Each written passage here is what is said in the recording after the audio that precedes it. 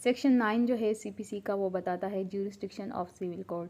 ये सेक्शन बताता है कि जो सिविल कोर्ट्स की ज्यूरिसडिक्शन है वो कहाँ तक और किस हद तक होती है। सेक्शन 9 जो है वो जनरल रूल जो बताता है वो ये है कि जो सिविल कोर्ट है वो can try all suits of civil nature, यानी कि जितने भी सिविल नेचर के सूट होते हैं, केसेस होते हैं, वो सिविल कोर्ट चला सकती है।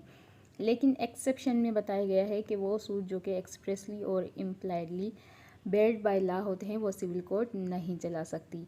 अब meaning of civil nature, civil nature का मतलब क्या होता है? Include disputes relating to private rights, यानी कि किसी का कोई अगर प्राइवेट राइट है, लाइक किसी प्रॉपर्टी के ऊपर, किसी ऑफिस के ऊपर कोई कॉन्ट्रैक्ट वगैरह किसी ने किया है, तो वो उसका प्राइवेट जो है वो राइट है, वो उसके ऊपर जो है वो सिविल केस कर सकता है। ठीक है।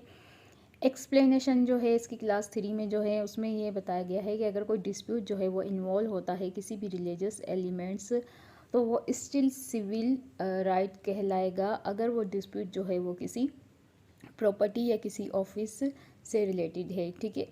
यानी कि मजहबी जगहों पे, जैसे कि कोई मस्जिद है, वहाँ पर अगर कोई मसला हो जाता है कि एक बंदा कहता है कि इस मस्जिद का इमाम बनने का हकदार मैं रखता हूँ, दूसरा कहता है कि नहीं, इस मस्जिद का इमाम मैं बनूंगा, तो ये जब डिस्प्यूट इस तरीके का अराइज होता है, भले वो रिलीजियस राइट को अफेक्ट कर रहा है, लेकिन ये किसी प्रॉपर्टी और किसी ऑफिस, किसी पोजीशन को जो है वो अफेक्ट कर रहा है, तो ये सिविल नेचर का केस होगा और ये भी सिविल कोर्ट ट्राई करेगी। ठीक है।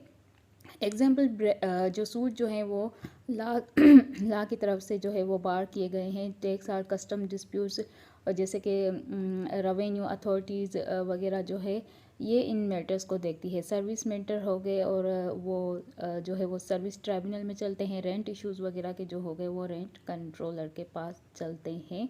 ये सूट जो है वो एक्सप्रेसली और इम्प्लाइडली बेयर्ड बाय लॉ है।